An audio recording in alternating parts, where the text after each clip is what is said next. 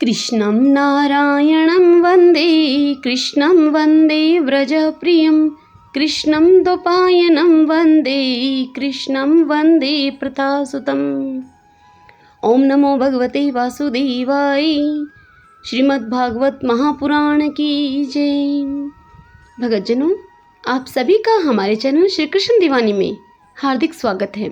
आज हम सभी श्रीमद्भागवत महापुराण के प्रथम स्कंद से चतुर्थ अध्याय की कथा सुनेंगे। आज की कथा में हम महर्षि व्यास का असंतोष इस कथा को सुनेंगे। आइए अब कथा सुनते हैं। व्यास जी कहते हैं कि उस दीर्घकालीन सत्र में सम्मिलित हुए मुनियों में विद्या वयोवृद्ध कुलपति ऋग्वेदी शौनक जी ने सूत जी की पूर्वोक्त बात को सुनकर उनकी प्रशंसा की और कहा। शौनक जी बोले, हे सूत जी, आप वक्ताओं में श्रेष्ठ हैं तथा बड़े ही भाग्यशाली हैं। जो कथा भगवान श्री शुकदेव जी ने कही थी, वही भगवान की पुण्यमयी कथा कृपा करके आप हमें सुनाइए। वह कथा किस युग में, किस स्थान पर और किस कारण से हुई थी? मुनिवर श्री कृष्ण द्वैपायन ने किसकी प्रेरणा से इस परमहंसों की संहिता का निर्माण किया था?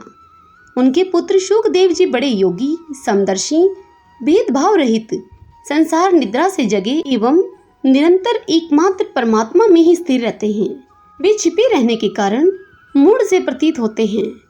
व्यास जी जब संन्यास के लिए वन की ओर जाते हुए अपने पुत्र का पीछा कर रहे थे, उस समय जल में स्नान करने वाली स्त्रियों ने नंगे शुकदेव को देखकर तो वस्त्र धारण नहीं किया, परंतु वस्त्र पहने हुए व्यास जी को देखकर लज्जा से कपड़े पहन लिए थे।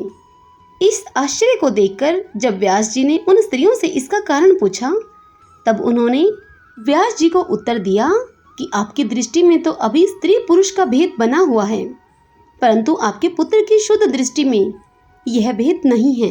इससे आगे शौनक जी कहते हैं कि हे सूत जी, कुरु जंगल देश में पहुंचकर हस्तिनापुर में वे पागल, गूंगे तथा जड़ के समान विचरते होंगे। नगर वासियों ने उन्हें कैसे पहचाना? पांडव नंदन राजऋषि परीक्षित का इन मौनी शुकदेव जी के साथ संवाद कैसे हुआ, जिससे यह भागवत संहिता कही गई? वह महाभाग श्री शुकदेव जी तो गृहस्थों के घरों को तीर्थ स्वरूप बना देने के लिए उतनी ही देर उनके दरवाजे पर रहते हैं जितनी देर में एक गाय दूही जाती है। हे सूत जी, हमने सुना है कि अभिमन्यु नंदन परीक्षित भगवान के बड़े प्रेमी भगत थे। उनके अत्यंत आश्चर्यमय जन्म और कर्मों का भी हमें वर्णन कीजिए। वे तो पांडव वंश के गौरव बढ़ाने वाले सम्राट थे। वे भला किस कारण से साम्राज्य लक्ष्मी का परित्याग करके गंगा तट पर मृत्यु पर्यंत अनशन का व्रत लेकर बैठे थे? उनके शत्रुगण अपने भले के लिए बहुत सा धन लाकर उनके चरण रखने की चौकी को नमस्कार करते थे। वे एक वीर युवक थे। उन्होंने उस दुस्तज्य लक्ष्मी को अपने प्राणों के साथ भला क्यों त्याग देने की इच्छा की? जिन लोगों का जीवन भगवान के आश्रित हैं, वे तो संसार के परम कल्याण, अभ्युदय और समृद्धि के लिए ही जीवन धारण करते हैं। उसमें उनका अपना कोई स्वार्थ नहीं होता। उनका शरीर तो दूसरों के हित के लिए था। उन्होंने विरक्त होकर उसका परित्याग क्यों किया? वेदवाणी को छोड़कर अन्य समस्त शास्त्रों के आप पारदर्शी विद्वान हैं। हे सूत जी, इसलिए इस समय जो कुछ हमने आपसे पूछा है वह सब आप कृपा करके हमसे कहिए। तब सूत जी ने कहा कि इस वर्तमान चतुर्युगी के तीसरे युग द्वापर में महर्षि पराशर के द्वारा वसु कन्या सत्यवती के गर्भ से भगवान के कला अवतार योगीराज व्यास जी का जन्म हुआ। एक दिन वे सूर्योदय के समय सरस्वती के पवित्र जल में स्नान आदि करके एकांत पवित्र स्थान पर बैठे हुए थे। महर्षि भूत और भविष्य को जानते थे। उनकी दृष्टि अचूक थी।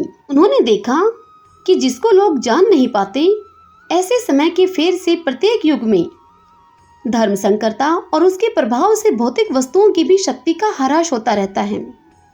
संसार के लोग श्रद्धाहीन और शक्ति रहित हो जाते हैं। उनकी बुद्धि कर्तव्य का ठीक ठीक निर्णय नहीं कर पाती और आयु भी कम हो जाती है। लोगों की इस भाग्यहीनता को देखकर उन मुनीश्वर ने अपनी दिव्य दृष्टि से समस्त वर्णों और आश्रमों का हित कैसे हो, इस पर विचार किया। उन्होंने सोचा कि वेदोक्त चातुर्होत्र कर्म लोगों का हृदय शुद्ध करने वाला है। इस दृष्टि से यज्ञों का विस्तार करने के लिए उन्होंने एक ही वेद के 4 भाग कर दिए। व्यास जी के द्वारा ऋग, यजु, साम और अर्थव इन 4 वेदों का उद्धार पृथक्करण हुआ। इतिहास और पुराणों को पांचवा वेद कहा जाता है। उनमें से ऋग्वेद के पायल, सामगान के विद्वान जैमिनी एवं यजुर्वेद के एकमात्र स्नातक वैशंपायन हुए। अथर्ववेद में प्रवीण हुए दारुनंदन सुमंतु मुनि। इतिहास और पुराणों के स्नातक मेरे पिता रोमहर्षण थे। इन पूर्वोक्त ऋषियों ने अपनी अपनी शाखा को और भी अनेक भागों में विभक्त कर दिया।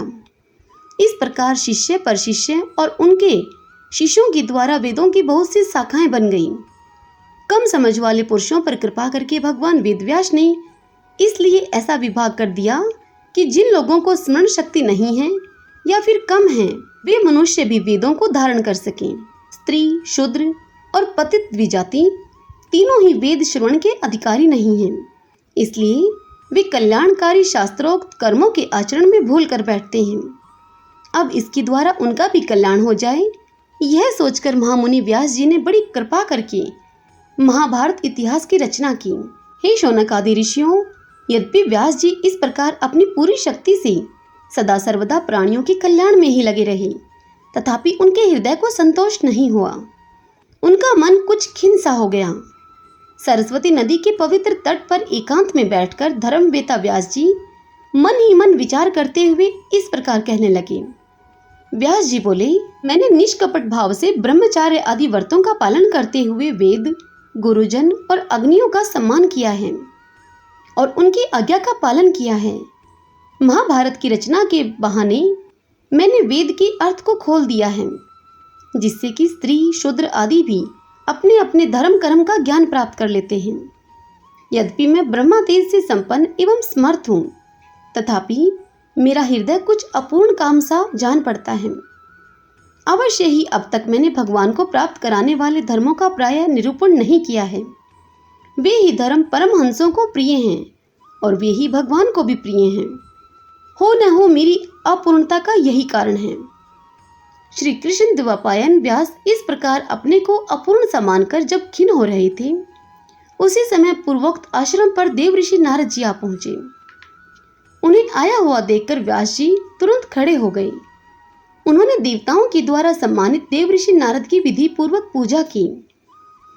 इति श्रीमद्भगवते महापुराणे परमहंस्यां संहितायां प्रथम स्कंदे नैमिष्यो उपाख्याने चतुर्थो अध्यायः। हरि ओम तत्सत। भगतजनों, श्रीमद्भागवत महापुराण के प्रथम स्कंद के चतुर्थ अध्याय की यह कथा यहीं संपूर्ण होती है। इससे आगे की कथा हम कल अगले अध्याय में सुनेंगे। अगले अध्याय में हम भगवान के यश कीर्तन की महिमा और देव ऋषि नारद जी का पूर्व चरित्र, कल हम इस पावन कथा का रसपान करेंगे। सब बोलिए विष्णु भगवान की जय। ओम श्री कृष्णाय नमो नमः।